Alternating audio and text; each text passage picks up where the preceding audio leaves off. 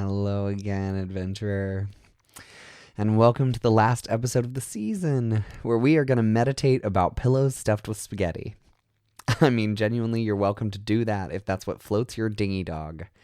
I think Jake is a very mindful creature, and if that's his approach to meditation, maybe it's genuinely worth a shot. I do think he's really on the right track with his sense of beginner's mind. There's a lot to be said about not getting too uptight, about not taking practice too seriously, or feeling like you're doing something special when you sit. And I'm combining these last two episodes for kind of exactly this reason. Well, a couple reasons, really. For one, because it's a two-part episode that was designed to be the season finale. But for another, because I want to offer a more extended practice that can help us smoothly transition out of the season. I'm taking a break between the seasons primarily because I really value rest, and it supports me to do so. But additionally, because I do think it can be a powerful thing to pendulate into and out of different forms of support. While regular practice is really great for myself and many others, I think it's also great to meditate with different voices in your head for different lengths of time in different environments. And it's also great to spend time doing things that aren't meditating, as I'm sure you're already doing.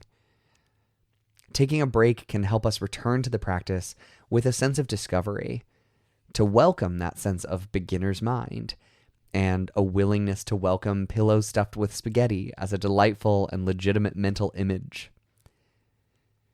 But if you've been following along semi-consistently for this season, and these meditations have been a form of self-support for you, I don't want to leave you feeling too raw.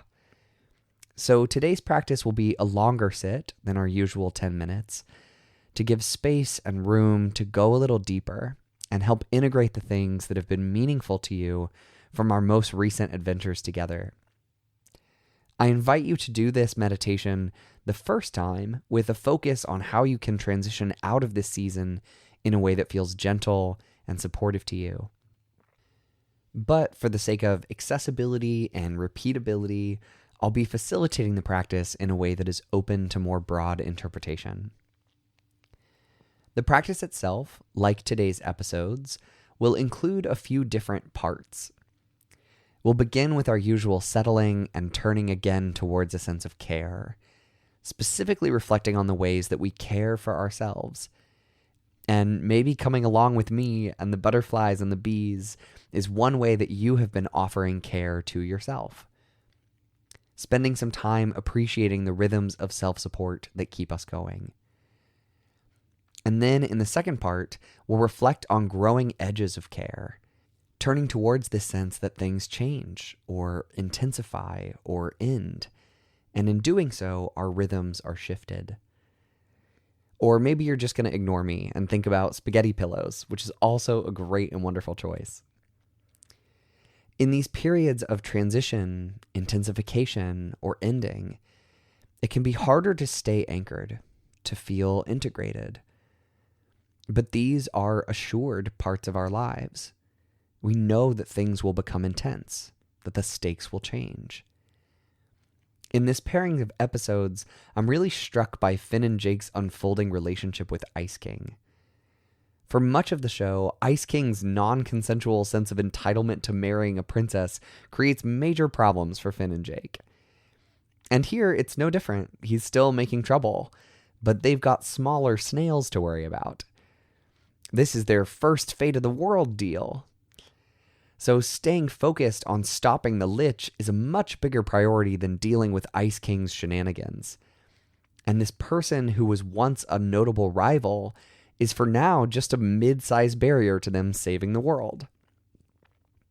But in the second part, Ice King's misplaced sense of care, or at least investment in her not becoming physically unattractive, motivates him to keep an eye on Proibles, and his stanky old wizard eyes sometimes see things that are real. So he knows that PB has been possessed by the Lich. Initially, of course, Finn writes him off and insists that his like sweater will be enough to save her. But it isn't. And he finds himself needing to ask the Ice King for help.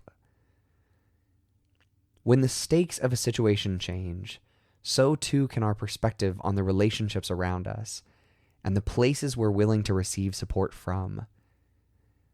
I'm of the general opinion that in itself, this isn't really good or bad. There are very good reasons and times to be quite picky about your values, your allegiances, the tactics you're willing to use. And then there are times where you have to broaden your perspective, blur the lines between enemies and friends a little more, and strategically ally yourself with people you may not like or agree with their motivations to save the world.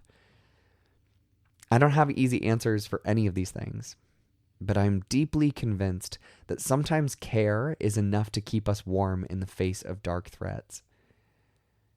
Other times it isn't, and we need other forms of action.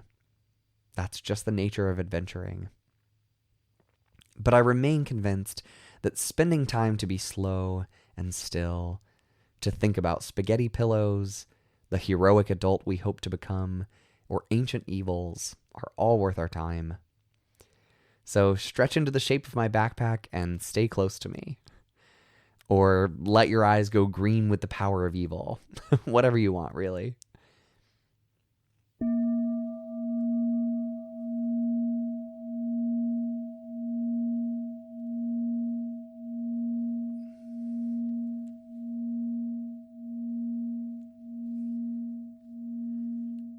So I invite you to begin with the image of a pillow filled with spaghetti, as vivid as you can make it in your mind's eye.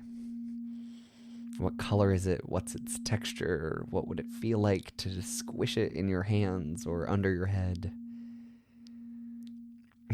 And then you can let that image go. There's nothing particularly special about what we're doing. We're not striving. We're not trying to make ourselves different than we are. Just arriving in the moment, as we arrive in every moment. And insofar as you can, I invite you to hold this practice loosely. It doesn't mean you aren't committed to it, but there's a sense of curiosity and discovery. As you allow your attention to move or settle where it will, can you bring a sense of newness, of lightness and ease? Like this is the first time you've ever done this. Because this moment is indeed the first moment of its kind. Nothing like it ever before. Nothing like it ever again.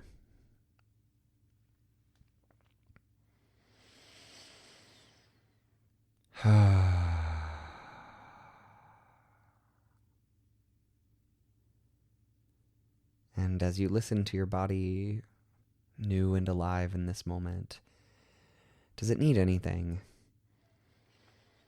A different posture, some balance of alert and relaxed?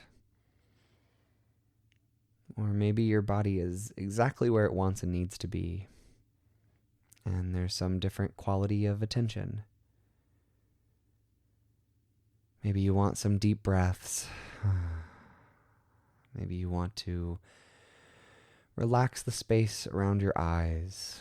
Let your tongue drop from the roof of your mouth. Unclench your fists and your chest. Maybe there are these spots of tension that are ready to set down what they're carrying for now and just arrive in this moment of more rest, more ease. Maybe everything feels really tight, really bricked up, and you just need to have some space for that to be what it is.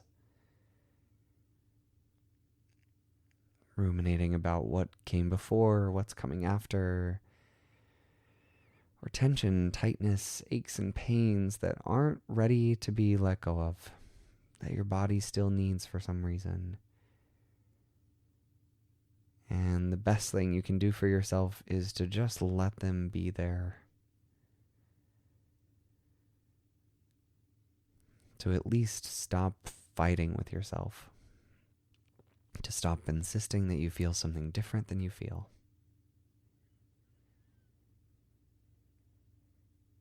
Maybe you need some of these things, or none of these things, or all of these things.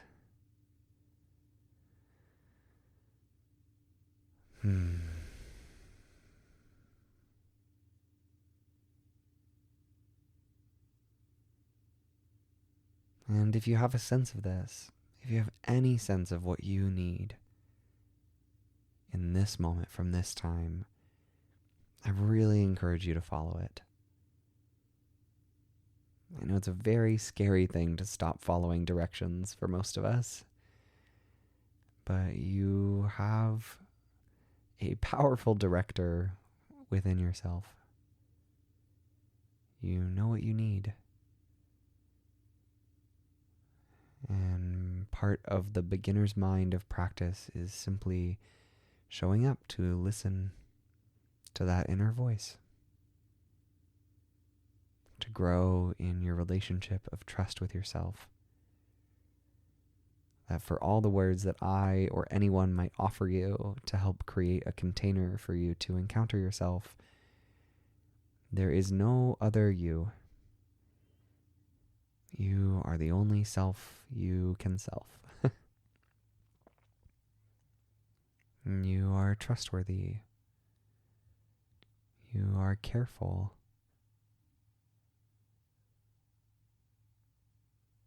I hope that this space can allow you to experience that in a real way.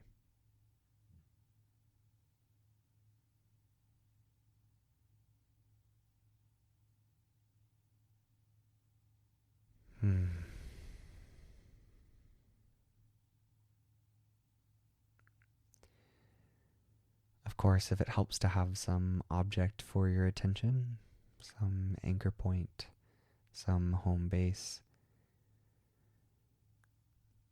you of course have permission to let your attention gather there, to pool up. And whatever your focus is on, can you hold it with this sense of newness?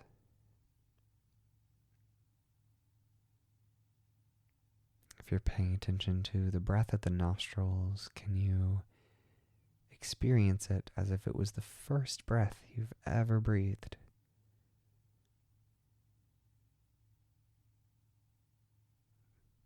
If you're feeling the weight of your body on the ground, the places it touches the earth, what is unique about that in this moment?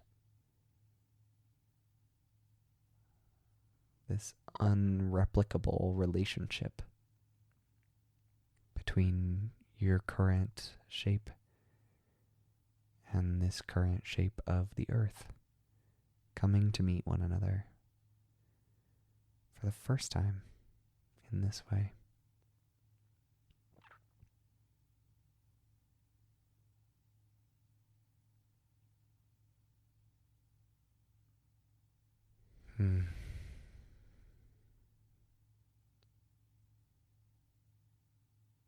And in this process of slowing down, whether taking inventory of what's here or directing our attention to be somewhere simple, something a little more quiet, our experience of ourself can begin to change, to unwind a bit, if we're lucky.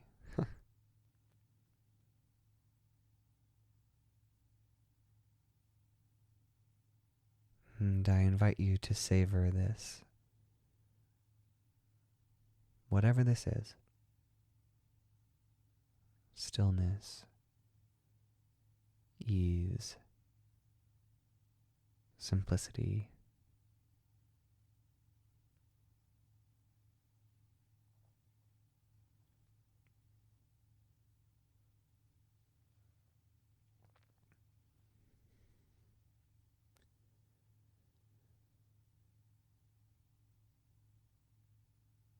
And from this space of care and self-support,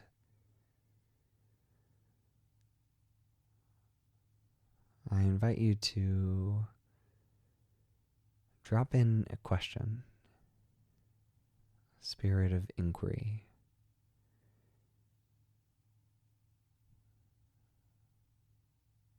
You can imagine it landing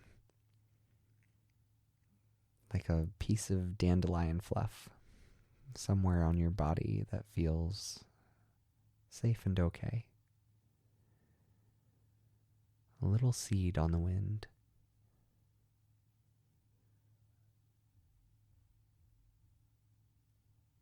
And the question is, what does care feel like to me?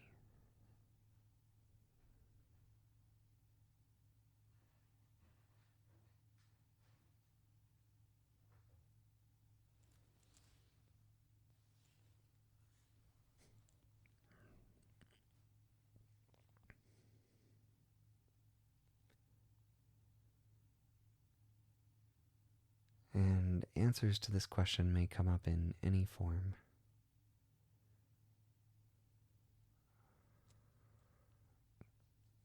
Words or images, felt senses. They may be past memories or present associations or future desires. Maybe some of all three.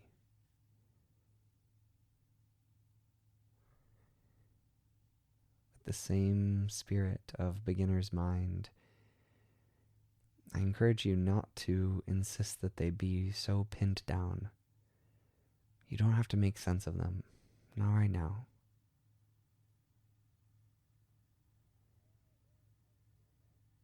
Just gently allowing any sense of care to appear in your field of awareness. And letting it be.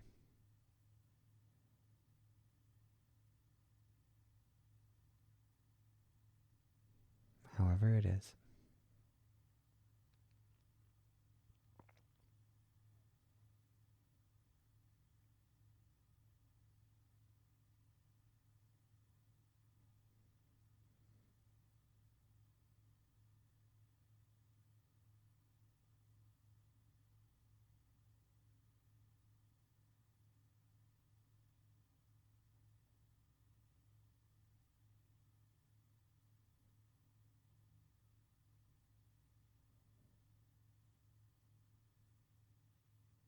There may be one or two specific things that appear in rich detail, or a cloudy, hazy montage of countless instances. Little whispers. It's all fine.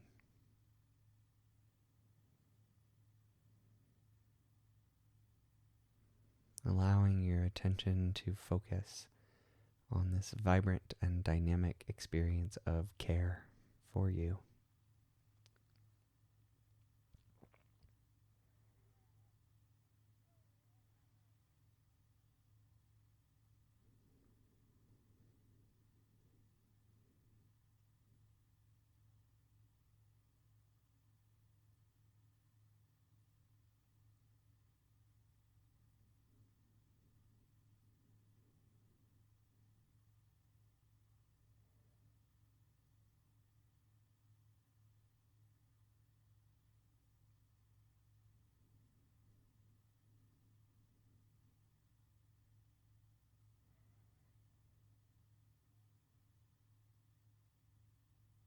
And if this feels good, as always, stay here.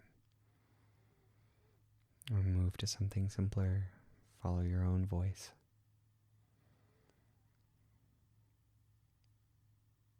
But if you are ready or welcoming of another question, another piece of fluff on the wind, to come and land somewhere on your body, you can also consider, how do I know? How do I know what care feels like to me?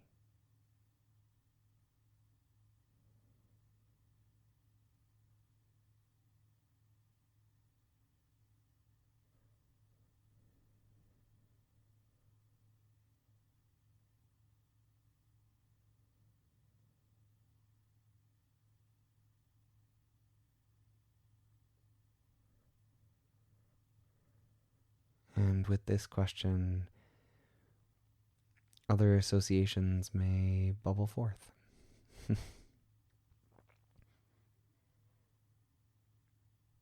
Certainly, we're still not pushing or pulling, striving for any particular thing, but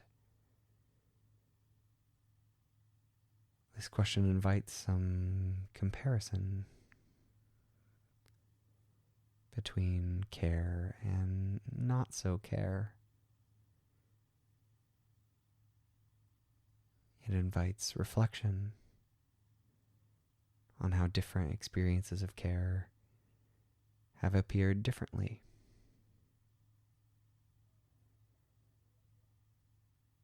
And it also invites self-trust, that you know what care feels like to you. And I believe that you do.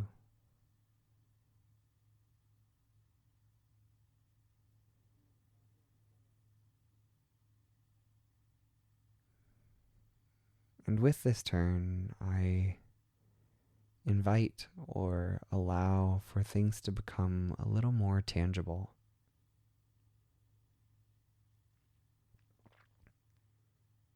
There might be specific instances where care felt really clearly received, or specific practices, specific rhythms, or tactics that help you touch into care in your life.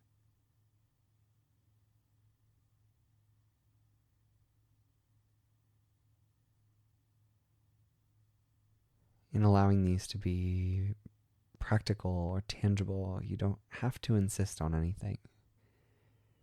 It's okay if you don't know or it feels kind of fuzzy. The invitation is simply to reflect. Maybe that reflection is a still, quiet pond, blank. And that's okay too.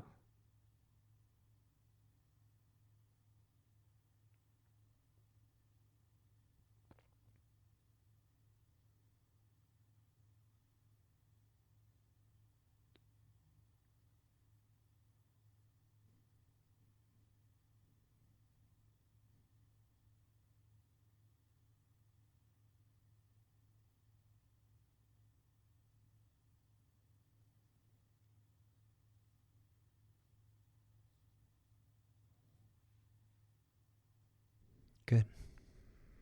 That's good.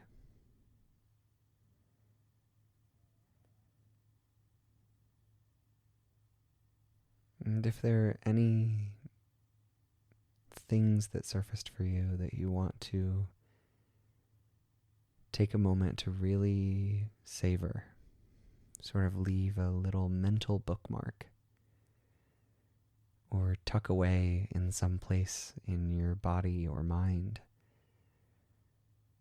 as a means of furthering that self-support, then I encourage you to do so. It is valuable to identify the things that help support us, things that are working. And so if any of those surfaced for you, can you hold them with some gratitude and a commitment to yourself to continue to value those things, to move towards people and practices and spaces and sensory experiences that feel like care to you.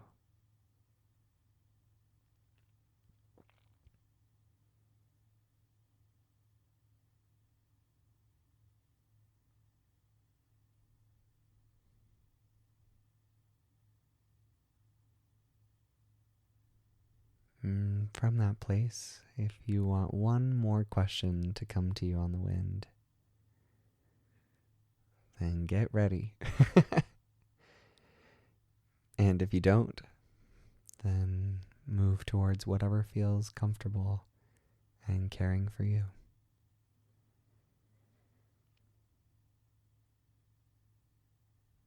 But the final inquiry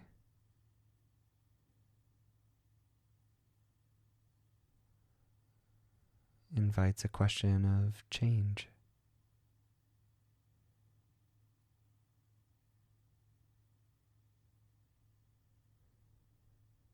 As things change,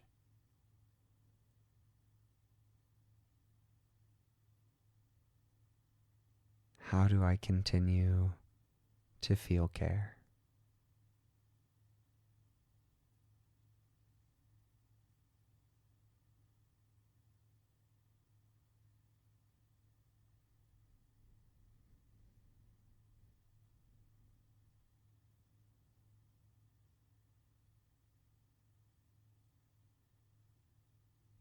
How do I trust that care is still around me, inside me?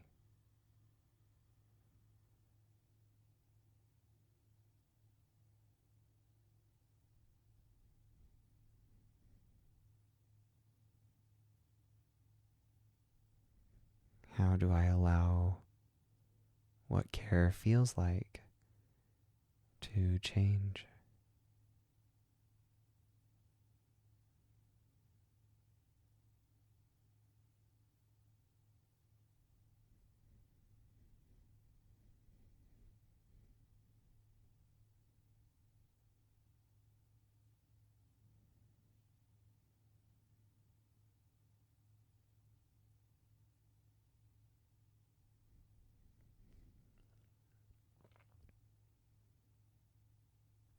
And this can be daunting or scary.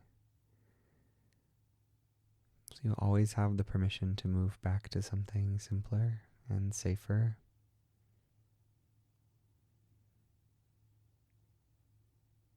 But we know that things will change.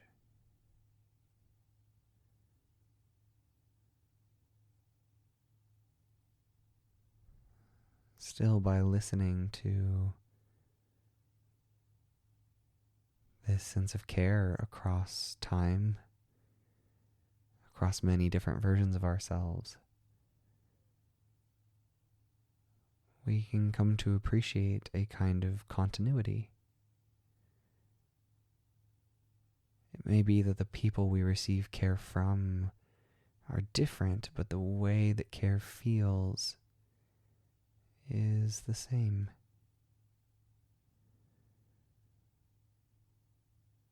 Or that the things we love, the things we enjoy, the things that give us pleasure or rest are different. They evolve or become inaccessible or differently accessible. And that's okay.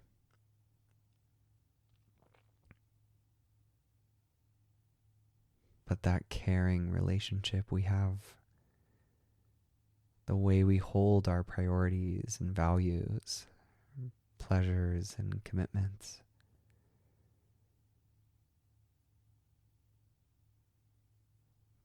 there's a bedrock. There's a through line of care.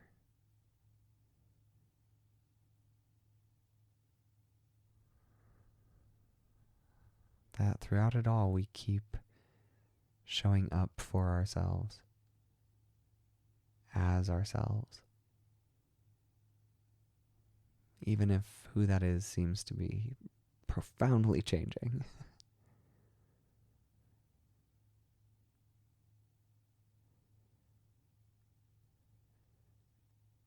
And is there any way that you can relax into some sense of safety or relief or trust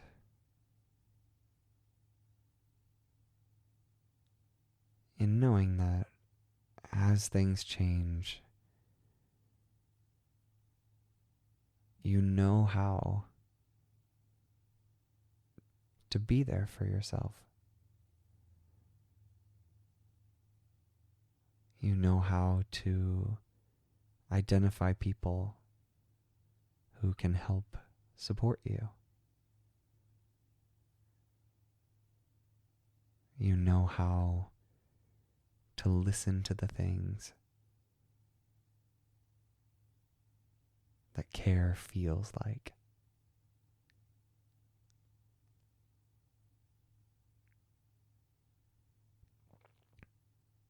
That you know how to give and receive care.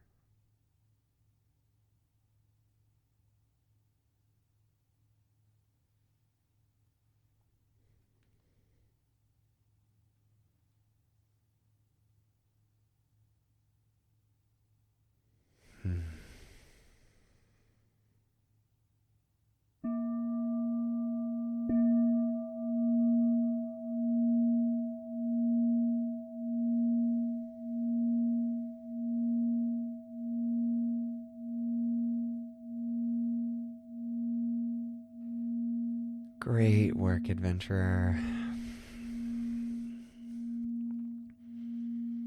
I'm grateful to you for spending this extended time with me.